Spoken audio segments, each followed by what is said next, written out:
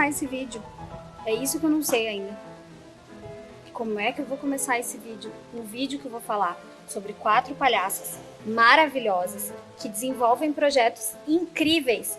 E eu tô aqui fazendo o quê? Numa banheira, no meio do quintal. Pensando como é que eu vou falar dessas mulheres. É isso. Esse é meu projeto. Meu grande projeto. Falar dos outros. Mas eu vou falar bem. Eu sou Lia Mota, a palhaça marmota. E tô aqui falando diretamente da minha banheira em Alto Paraíso de Goiás, centro-oeste brasileiro. E eu vim aqui especialmente para compartilhar com vocês nesse videocast algumas coisas que as palhaças brasileiras têm. Então, segura a onda aí, que esse videocast se chama O que a palhaça tem? E é isso que eu vou compartilhar com vocês. Olha aqui, mamãe. Olha aqui. O que mais? O que mais? Aonde? Aqui, ó. Ó, mamãe. Ah, não, essa não é mamãe, não. Essa é outra palhaça, mas eu queria ser essa. Eu queria mesmo. Aqui, ó, aqui, ó. Aqui, ó. Lá no fundinho da foto, lá, ó. Tô vendo. Mamãe. Ah, essa aqui, ó, a Carla com K. Tá vendo? Dela que eu vou falar hoje. Linda ela, hein? Maravilhosa. Cadê a Esther? A Esther tá aqui, ó. Perto da mamãe. Quer ver? Olha aqui, ó. Olha aqui. A Esther. Esther Monteiro. Fantástica também. Também vou falar dela hoje. Esther Monteiro. Lá do Tocantins, ela. Palhaça tapioca. Tapioca. Você gosta de tapioca? Eu também adoro. E essa aqui, então, eu adoro mais ainda. Que mais? Tá aqui, ó. Ai, tá aqui, ó. Olha aqui, cadê ela? Barrica! Maravilhosa! Essa revista aqui é dela. O que a palhaça tem? Tem graça? Tem sim. Tem tudo isso e tem muito mais. E tem formação e tem difusão da palhaçaria feminina e de conceitos feministas que vão muito além de só fazer o público rir. É claro que fazer o público rir é extremamente importante e é o nosso objetivo, mas também a gente criar uma transformação nessas pessoas que estão lá compartilhando com a gente de alguns momentos, né? De alegria, de leveza, de descontração. E aí eu começo falando sobre uma palhaça que eu admiro demais o trabalho dela, tanto como palhaça, quanto este trabalho que eu vou mostrar para vocês hoje, que é nada mais, nada menos do que uma revista de palhaçaria feminina. Sim, nós temos uma revista só nossa, uma revista só das mulheres palhaças, tá? Dorme com essa sociedade. E quem criou essa revista e faz essa revista, que já está na 4ª edição, é a maravilhosa Michele Silveira, palhaça Barrica, lá de Chapecó, em Santa Catarina. A Barrica, quer dizer, a Michele, em 2010, quando ela foi participar do festival Esse Monte de Mulher Palhaça, organizado pelas Marias da Graça, né? Na sequência eu vou falar um pouquinho, né, da Carla Conká também, faz parte desse grupo. Quando ela teve lá, ela conheceu um monte de mulher palhaça. Ela falou, nossa, quanta mulher não sabia que tinha tudo isso. E ela pensou, vou fazer alguma coisa pra gente se juntar no virtual. E aí ela criou um blog de palhaçaria feminina. Um blog onde a mulherada ia lá, colocava fotos, dava o seu relato, se apresentava. E assim ela conseguiu fazer um mapa de onde, né, estavam essas mulheres palhaças, como é que elas... Mapa, deu uma mapeada ali para saber, né, que tanto de mulher palhaça que tinha ali. Em 2012, a Michele sentiu que só o blog não era suficiente, que ela precisava materializar esse blog, esse conteúdo e esse encontro de mulheres palhaças. Além do mais, o que a gente tinha de material para pesquisa, para a gente se aprofundar um pouco na linguagem, era muito pouco. A gente quase não encontrava material de pesquisa sobre palhaças.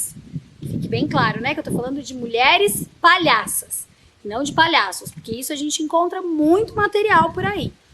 Então a Michele pensou, como que eu vou materializar tudo isso? E aí veio a ideia de fazer uma revista Uma revista que tem artigo, tem relatos de experiências com mestres, relatos de montagem de espetáculos, uma revista muito rica.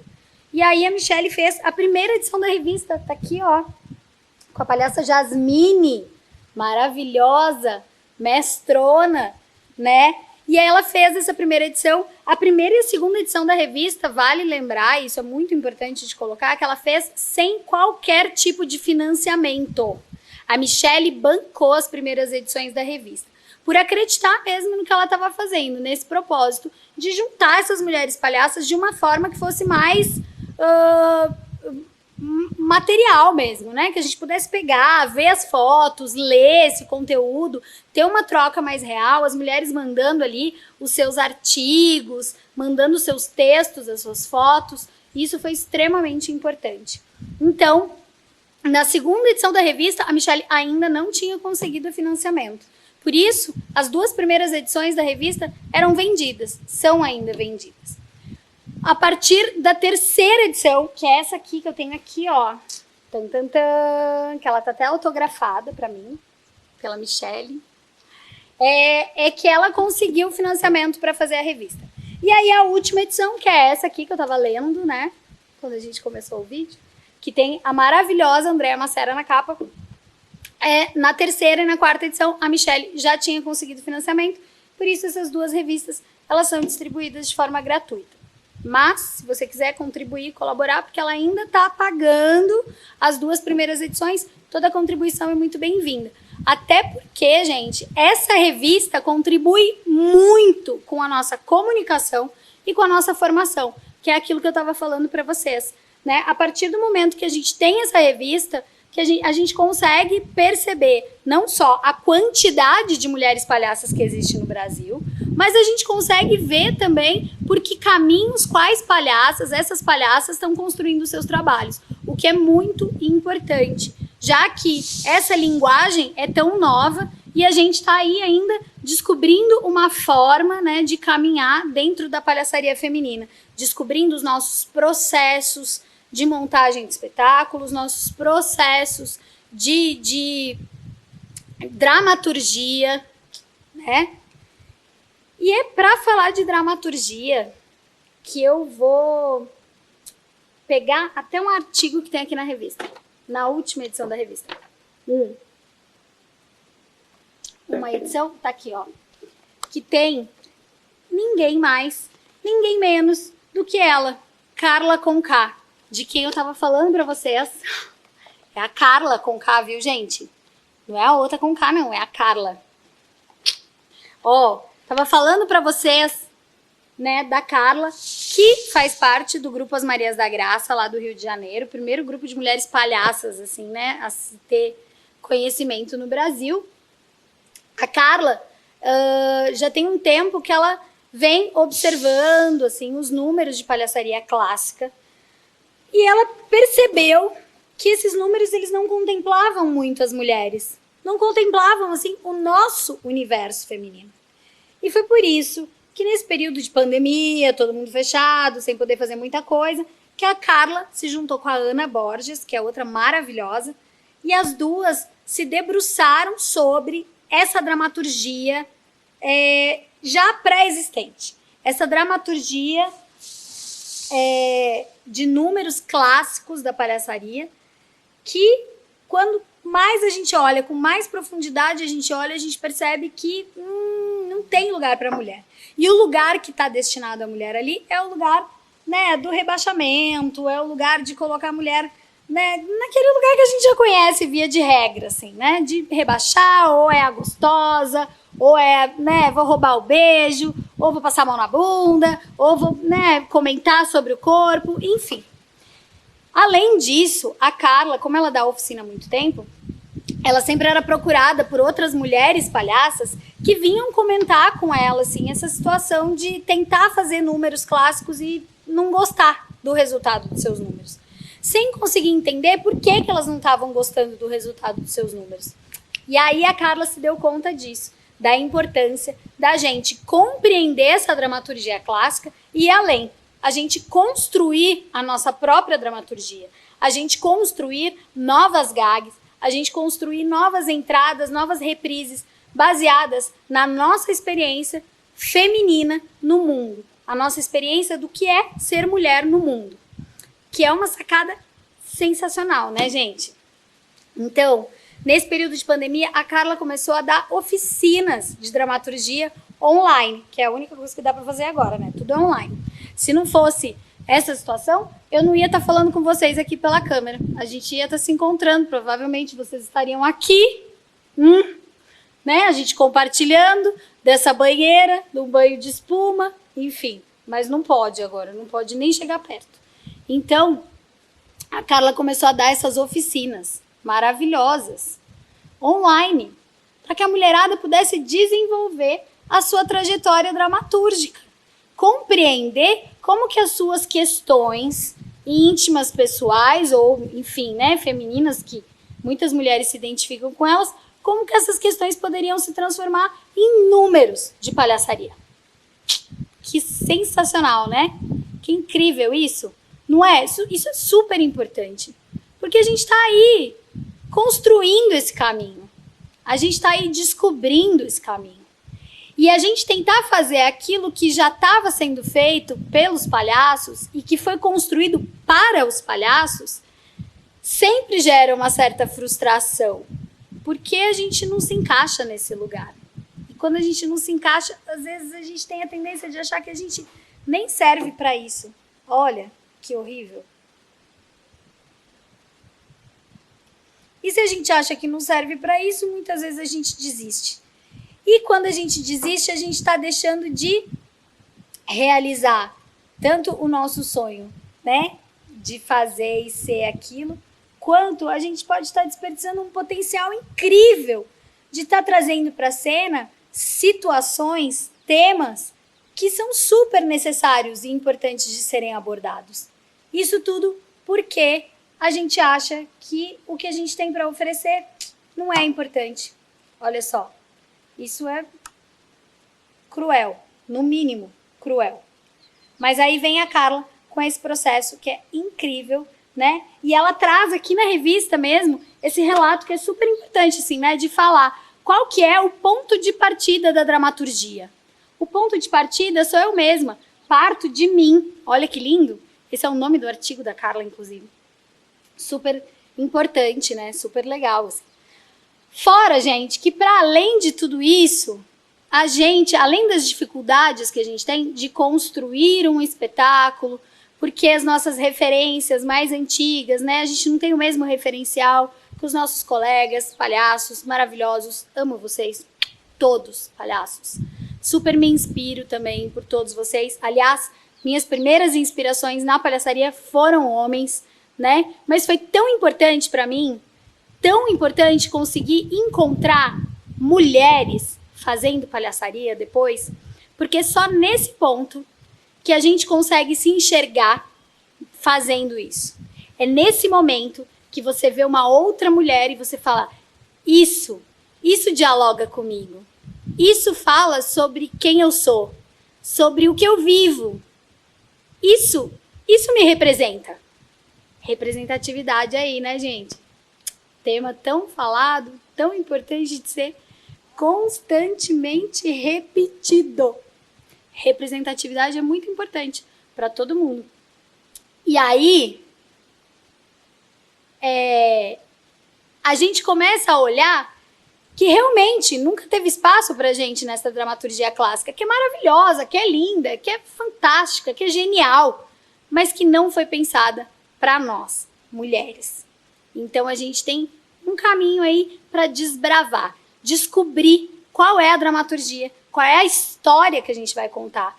E aí a Carla e a Ana fazem uma coisa muito mais legal, que não é só ensinar e ajudar as outras mulheres a encontrar a sua dramaturgia própria, mas que é de começar a observar que tem algumas coisas que se repetem.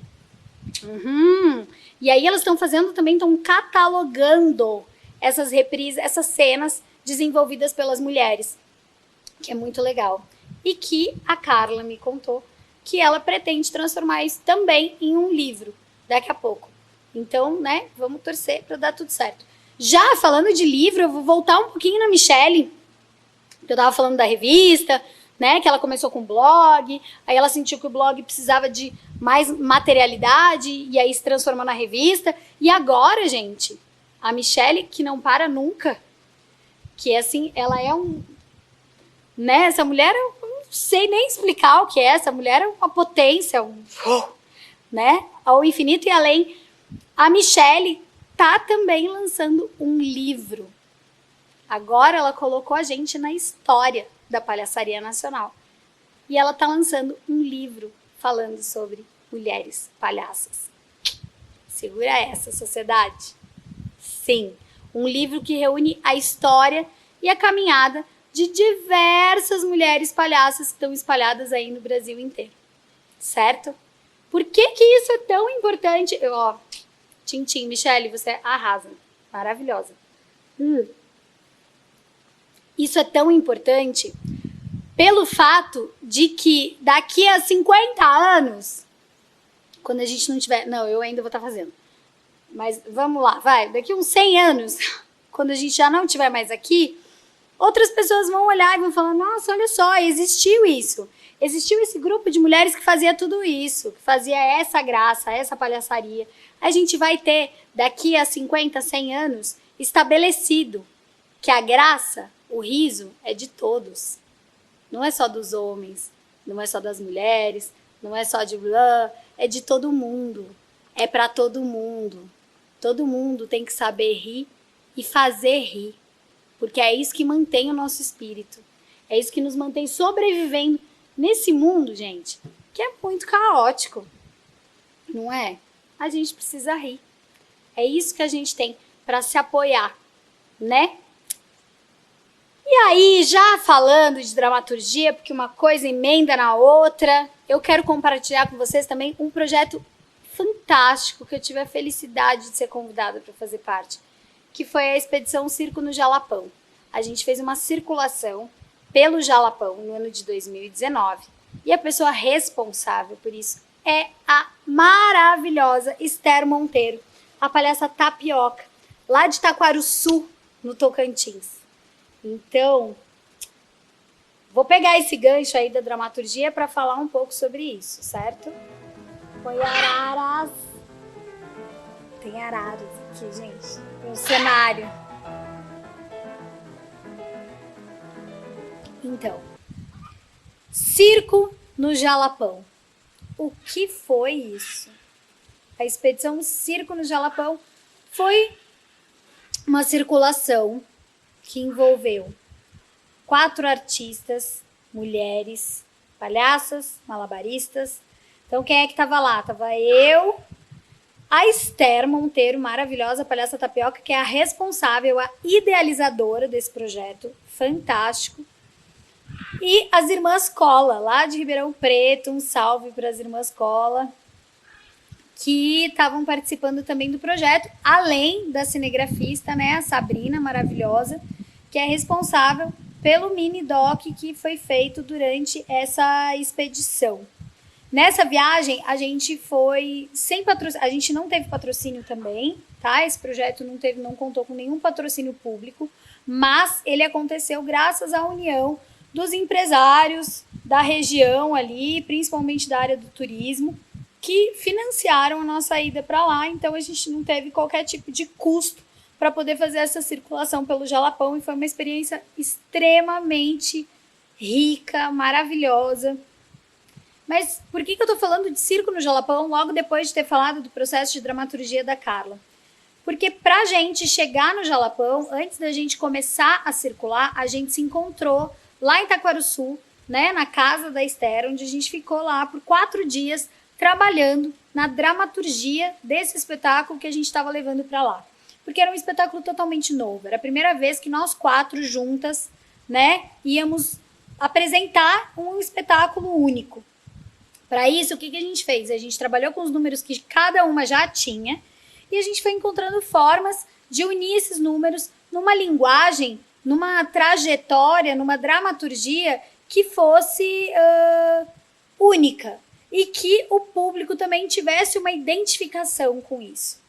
Então a gente teve que ter um olhar muito sensível e pesquisar e ouvir, principalmente a Esther, né, que é lá do Tocantins e que conhece muito bem a cultura local, para a gente conseguir construir a dramaturgia desse espetáculo que a gente ia apresentar lá, numa região em que praticamente não se conhece nada, assim, as pessoas pouco assistem, né, espetáculos de teatro, de circo, muito difícil chegar lá, até porque o acesso ao Jalapão também já é um acesso complexo, né? Para chegar no Jalapão, você só consegue chegar com carro 4x4, né? Porque é tudo estrada de terra, muitos quilômetros de estrada de terra, o que complica bastante a logística para chegar lá. Então, a gente montou um espetáculo inspirada principalmente assim, pelo capim dourado, que faz parte do artesanato local. A gente trouxe a questão das mulheres quebradeiras de coco, né? As mulheres que vivem da quebra e da produção de produtos artesanais também, a partir do coco de babaçu. E tem uma história muito legal lá, né? Assim, não é legal, mas tem uma história interessante da gente contar aqui, que foi uma inspiração pra gente, principalmente em um dos números da quebradeira de coco, que a gente se inspirou na lei do coco livre, que é uma lei que ela permitiu que as mulheres, as quebradeiras de coco, pudessem entrar em qualquer território para fazer o seu trabalho de coleta e quebra do coco babaçu, certo? Porque teve um período ali que alguns fazendeiros não gostavam que as mulheres entrassem nas suas terras, não gostavam, né, porque tinha criança, porque elas cantavam, e aí eles quiseram proibir. Mas aí um grupo de mulheres fortes, maravilhosas, né, lutaram para que elas conseguissem ter o direito de fazer a coleta e a quebra do coco babaçu para aproveitar esse material também, né, e transformar em outros produtos, né, como o óleo do coco babaçu, a cocada de babaçu, que é uma delícia. Nossa, muita coisa gostosa, gente. E aí a gente se inspirou nesses caminhos que foram aparecendo pra gente, assim, né, da cultura regional. A Esther colaborou muito. E aí é muito interessante isso também, né? Por que a gente fala assim? A gente precisa conhecer o tradicional pra gente também descobrir o nosso caminho e desenvolver uma dramaturgia, né? Nossa, uma dramaturgia na qual a gente consiga se enxergar. A Esther veio com a proposta de fazer uma gag clássica, que é o Não Pode Tocar Aqui. E aí a gente transformou o Não Pode Tocar Aqui como uma quebradeira de coco que não pode quebrar o coco ali. E a gente conseguiu adaptar isso, funcionou super bem. A gente fez um gancho muito legal também do final dessa cena para a próxima cena. Era muito bacana ver o quanto o público se identificava com isso e vinha falar pra gente, né? Ou durante o espetáculo comentava, ali, maninha, sei o que, minha mãe quebra coco e tal, né? As músicas que a gente cantava também durante o espetáculo eram músicas que o público reconhecia, né? Porque fazem parte desse cancioneiro popular, né? Dessas músicas de trabalho que a galera canta, né? Então foi super bacana, assim, o processo de construção do espetáculo já foi um processo de construção com um olhar muito cuidadoso e muito atento às questões da cultura local, né? A gente conversava muito sobre o que a gente ia encontrar lá, sobre esse público, né? A gente toma muito cuidado também por estar entrando num território que o público tem uma determinada religiosidade, então de que forma que a gente ia abordar determinados temas que pra gente eram importantes de ser colocados em cena, mas de que maneira que a gente faria isso sem ser invasivo, sem colocar isso como, né, sem causar um choque. A nossa intenção em nenhum momento era causar um choque, né, de cultura ou causar um impacto. Então foi um processo muito importante para a gente. Até como artista, muitas vezes a gente pensa assim, a gente vai fazer uma circulação numa região que não recebe nada e tal, vamos aí, democratização da cultura. Mas eu acho importante a gente pensar que democratização da cultura não é apenas ir até um lugar afastado ou uma região de periferia onde a cultura, onde a arte não chega com tanta frequência. Mas é a gente pensar sobre esse público, a gente pensar sobre o que a gente está levando e se esse material artístico que a gente tem, ele dialoga com esse público.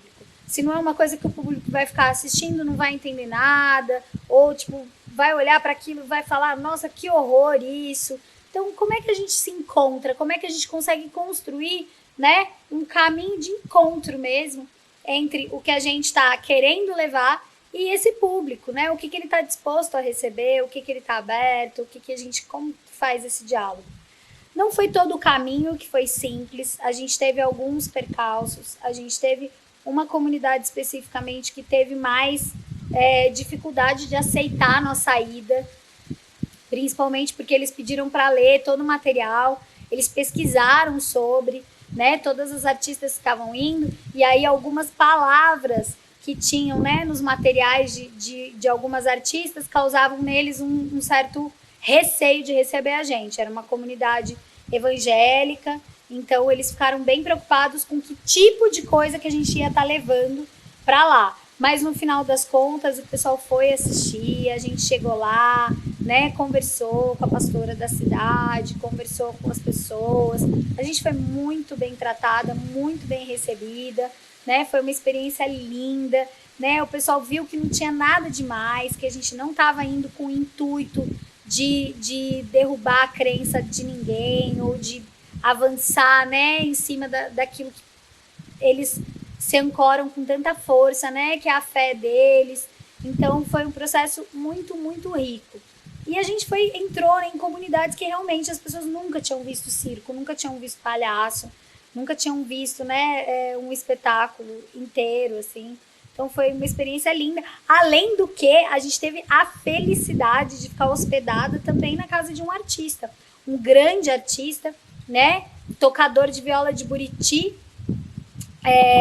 que vocês podem ver no trechinho, né, do documentário, ele que encerra ali o nosso teaser do documentário. Esse processo no Circo do Jalapão, né, como eu falei, além da gente ter visitado 4 cidades, né, 4 comunidades no Jalapão com esse espetáculo, a gente ainda produziu um documentário dessa experiência, um documentário super lindo, que eu vou colocar o link aqui também, né, na descrição do vídeo, vocês vão poder assistir, mas a gente vai ver aqui no vídeo um trechinho, né, que é o teaser desse documentário, só para vocês terem uma dimensão do que foi essa experiência. E é um lugar muito amado da comunidade, é um lugar querido, um lugar amado.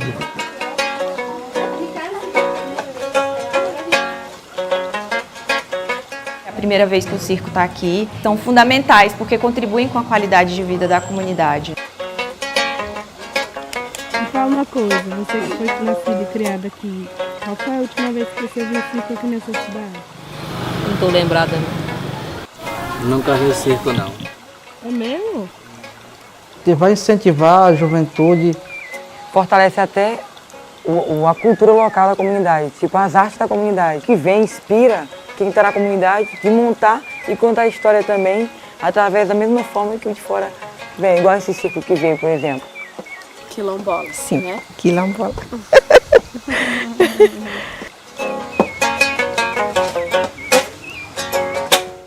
E assim que a gente tiver todo mundo vacinado, que essa pandemia já estiver sob controle, que a gente tiver condições de estar junto novamente, a expedição vai acontecer novamente, se tudo der certo, né? Quando a gente estiver com a vida resolvida, a gente volta para o Jalapão com um espetáculo mais elaborado, já conhecendo melhor ainda, né, essas pessoas, essa trajetória, sabendo, né, indo para mais lugares, expandindo assim, né, as regiões. Então, com certeza, logo, logo a gente vai fazer esse rolê de novo, que foi sensacional. E eu só posso agradecer a Esther Monteiro, maravilhosa, por ter feito esse corre completamente independente, tá? Assim, de um desejo do coração dela de levar isso lá para o Jalapão, né? De associar a arte, a cultura a um ideal ainda maior, que é um ideal de preservação daquele ecossistema, que é um ecossistema único no mundo. Mas, Lia, o que tem a ver o circo com a preservação do ecossistema? Vocês foram lá fazer espetáculo? Não, a gente não falou em nenhum momento de vamos preservar, não tinha uma mensagem nesse sentido o espetáculo. Mas a gente entende que a arte, ela trabalha para a sensibilização do ser humano. Quando a gente está sensibilizado, nosso coração está aberto, a gente está disposto, a gente olha para as coisas com muito mais amorosidade, com muito mais respeito, com muito mais cuidado. E é esse o objetivo, é trazer essa sensibilidade, desenvolver essa amorosidade, esse olhar cuidadoso para o ambiente em que se vive também, né? Esse olhar de respeito, das pessoas entenderem que aquilo é uma riqueza imensa, assim como é aqui, ó, é muito rico isso aqui, essa chapada, essa aqui é a maior riqueza que a gente tem, né? Olha tudo que está acontecendo no mundo e a gente precisa disso, a gente precisa do nosso ecossistema, a gente precisa da natureza, a gente precisa estar em harmonia com isso aqui para as coisas funcionarem e para a gente acabar logo com essa pandemia também e poder voltar a se encontrar, mas com uma outra consciência, uma consciência advanced, assim, que a gente possa olhar para o mundo e entender o que realmente é importante e necessário para a gente. E é por isso que eu tô aqui falando tanto de palhaçaria, falando tanto dessas mulheres maravilhosas que construíram projetos que não são só para elas mesmas, mas projetos que se estendem para outras mulheres palhaças, que auxiliam, que ajudam o trabalho de outras mulheres palhaças, que ampliam os horizontes de outras mulheres palhaças e do público. E é aqui que eu começo a falar sobre a difusão, né? Nesses dois projetos que são, para mim, assim, as coisas mais lindas do mundo, que é o projeto Circo no Jalapão. E agora eu vou falar sobre o projeto desenvolvido pela palhaça Odília Nunes, a palhaça bandeira. Esse projeto acontece lá no sertão do Pajeú, na Engazeira, Pernambuco. Gente, pensa num trem bonito. Pensa num trem que dá um orgulho de falar assim, eu já fui. O projeto No Meu Terreiro Tem Arte, ele não é um projeto que acontece uma vez por ano, ele é um projeto que ele acontece ao longo do ano.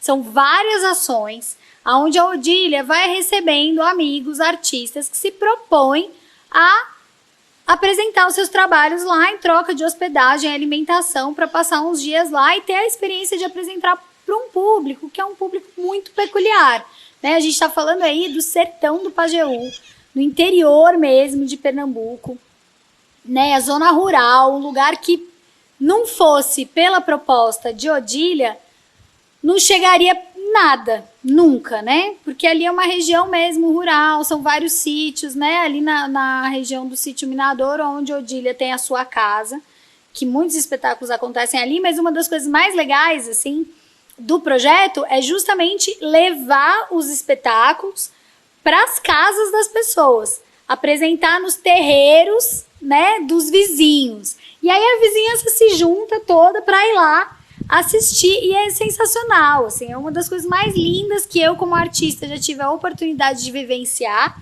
e acho que esse projeto, ele tem uma coisa, uma visão de futuro, pensando em tudo que a gente está vivendo, nessa pandemia, nesse processo de reconstrução do encontro, né, de como que a arte vai se fazer presente na vida das pessoas e como que a gente vai fazer isso sem que seja o tempo inteiro mediado por uma câmera, sem que seja o tempo inteiro pelo virtual. Como que a gente vai se fazer presente, na presença, no humano, né, sem o intermédio, sem a interferência do equipamento tecnológico.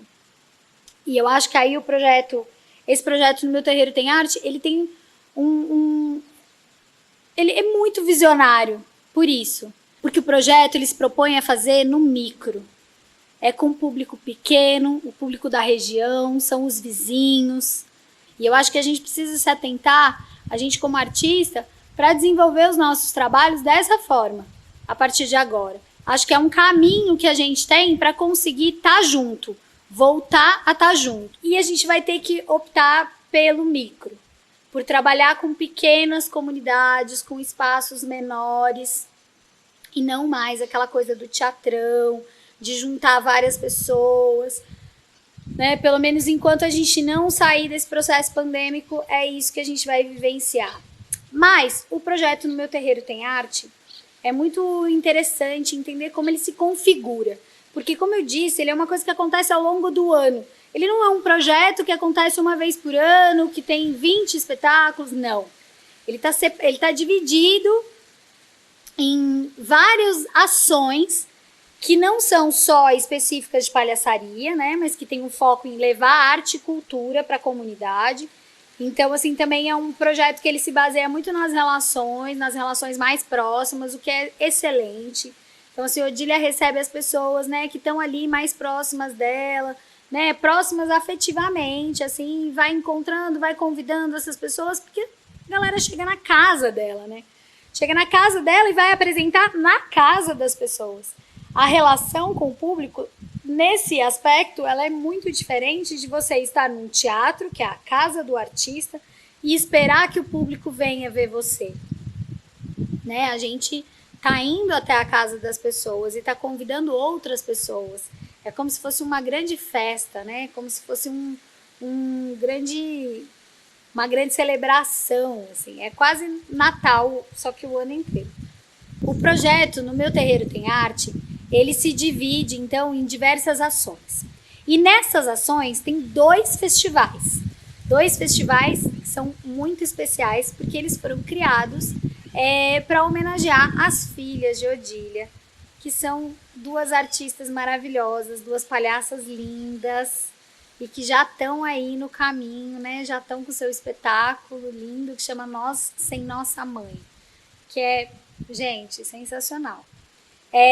Então, os 2 festivais foram criados em homenagem a elas. Então, a gente tem aí o Festival Palhaçada Coisa Séria, que é um festival de palhaçaria, e a gente tem o Festival Chama Violeta, que é um festival de artes integradas. Então, no Festival Chama Violeta, a gente vai ter um pouco de tudo, que é maravilhoso. Uma grande celebração de vários artistas, fica todo mundo junto na casa de Odília, na casa da família de Odília, dos seus pais, que recebem a gente assim de forma muito calorosa, né? E a gente come junto, a gente passa o tempo todo junto. O sertão tem os seus encantos, é sensacional. A lua, o luar do sertão realmente é algo inacreditável. E a Odília, ela começou esse projeto, e isso para mim é uma das motivações mais nobres, assim, né, para que um projeto exista. Ela começou esse projeto porque depois de 17 anos vivendo, né, em cidade grande, no Recife, em outras capitais, viajando muito para outros países também, né, e fazendo muito seu trabalho como artista, como palhaça, a Odília resolveu voltar a viver no sertão. E quando a Odília faz esse caminho de volta, ela olha para o sertão e percebe que lá as coisas continuam muito parecidas com a forma que elas eram antes dela sair de lá. Então, quase não chega arte, quase não chega essas manifestações, né? A música, o teatro. Teatro, então, quase nunca. E Odília também entende que, como artista, a gente tem um papel social muito importante, né? A gente precisa compreender o mundo com um olhar diferente desse olhar mercadológico. O público não é só consumidor de arte. A gente faz arte para conseguir sobreviver à realidade. Essa realidade que ela está pautada em interesses econômicos. Essa realidade que coloca para a gente que a nossa existência ela está condicionada a crescer, se reproduzir, trabalhar e morrer. Como se não tivesse mais nada no caminho. E, na verdade, a vida é um mistério, né? É um grande mistério. E a arte, ela tá aí para isso. Para que a gente sinta aquele frio na barriga, aquele quentinho no coração, dar aquela acelerada, né? Para que a gente consiga criar, para que a gente consiga transver o mundo, como diz o Manuel de Barros, que é um poeta sensacional, inspirador demais, para que a gente possa transver o mundo. Então, dessa forma de transver o mundo, o teatro ele pode acontecer em qualquer lugar. Ele não precisa de uma sala, ele não precisa de um público imenso, ele não precisa de nada disso. Ele precisa de um artista desejoso de mostrar a sua arte e ele precisa de uma pessoa que esteja disposta a assistir. O grande ator, a grande atriz é o que desce dos palcos, dos grandes centros e pisa no terreiro. E aos pouquinhos a gente vai vendo a arte transformando tudo, tudo.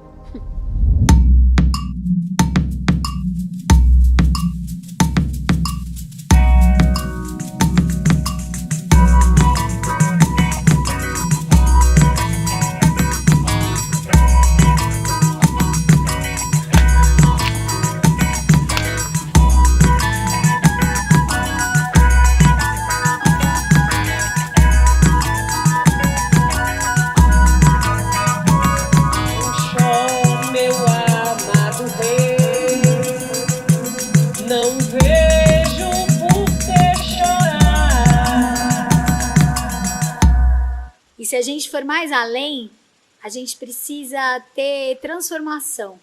Eu enquanto artista, você enquanto público, a gente se encontra nessa grande encenação e a gente se transforma. E a gente se visita na nossa humanidade, na nossa fragilidade, naquilo que a gente tem de mais sensível e puro, né? Quando a gente consegue realmente estar ali de peito aberto um pro outro. Que cenário. É um bom lugar, né? Para pensar.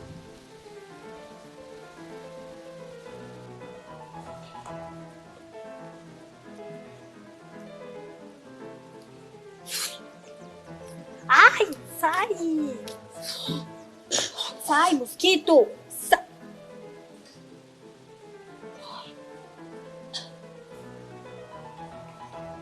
Ai, dormi. Acho que acabou. Acho que acabou. Já falei. Já falei tudo que eu tinha que falar. Deu? Sai. Sai. Ai! Sai. Sai. Acabou. Corta!